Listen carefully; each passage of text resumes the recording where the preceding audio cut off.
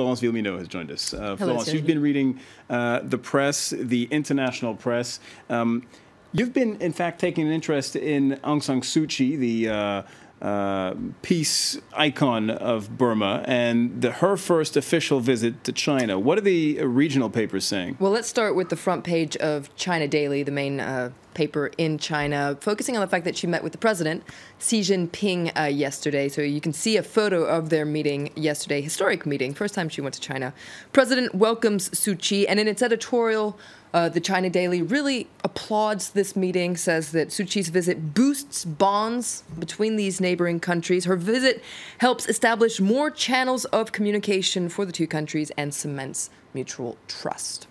Her visit is getting attention outside of China as well, with many papers pointing out that it's quite surprising that the pro-democracy activist would get such a warm welcome in China, of all places. It is really surprising for several reasons that we'll get into, but a lot of the papers are saying there's nothing really on her CV that could possibly appeal to Beijing, and yet you can see here, Time says that China has rolled out the red carpet for Aung San Suu Kyi. So why is that? What's going on? Very interesting analysis piece in the Wall Street Journal today that says that the fact that China is engaging with the pro-democracy icon is proof of a shift in foreign policy in China, a shift towards a more nuanced foreign policy to better protect China's interests abroad. But you should keep in mind that a general election is scheduled in Burma for the end of the year, either October or November, no fixed date yet. And there's a little chance that Aung San Suu Kyi could be elected as president. And even if she isn't, she has a major influence in Burmese politics. So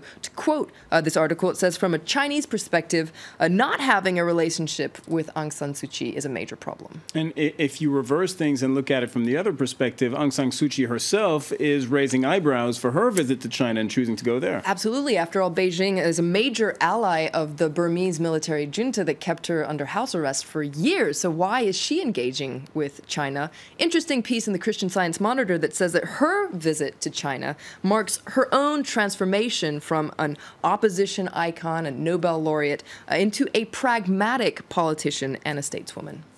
Let's move on to Saudi Arabia now. Blogger Raif Badawi, we've been talking about him on France 24 and covering that story. He's scheduled to receive a second set of 50 lashes as part of his sentence for insulting Islam. That's right. This was a sentence he received last May. So the 31-year-old was sentenced to 10 years in prison and 1,000 lashes for insulting Islam on his website, the Saudi Liberal Network. Now, he received a first set of 50 lashes in January, but then his sentence was postponed on medical grounds. Now, this week, the Saudi Arabian Supreme Court upheld the sentence. You can read more about it here in Slate.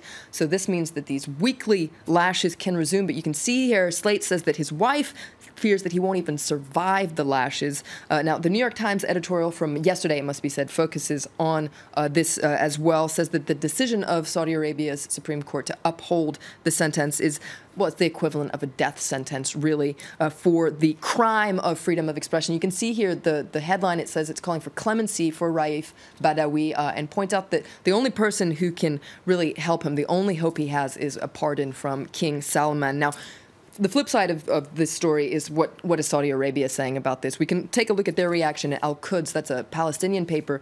This article describes how actually Saudi Arabia is very critical of any form of foreign criticism of the blogger's case, saying in this article that its justice system is independent and will not accept any foreign interference. All right, well, let's move on to a lighter story now. Newspapers focusing on the Battle of Waterloo. Some 200 years later, very topical.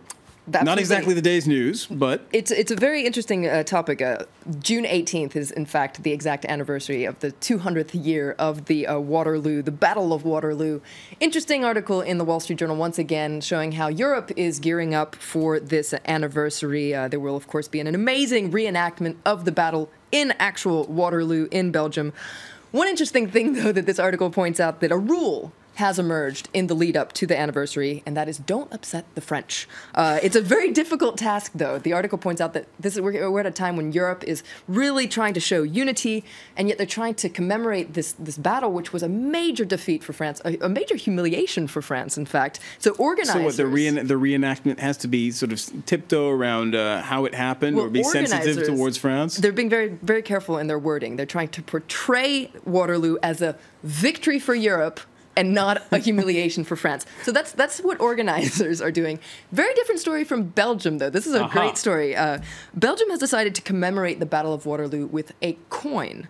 Now, France managed to veto plans for a €2 commemorative coin to be made, and so Belgians actually found a loophole in the Eurozone laws and minted a 2.50 cent coin that commemorates the Battle of Waterloo. There have been 70,000 of these coins minted. So Guardian, this exists. It's in circulation. It's in circulation.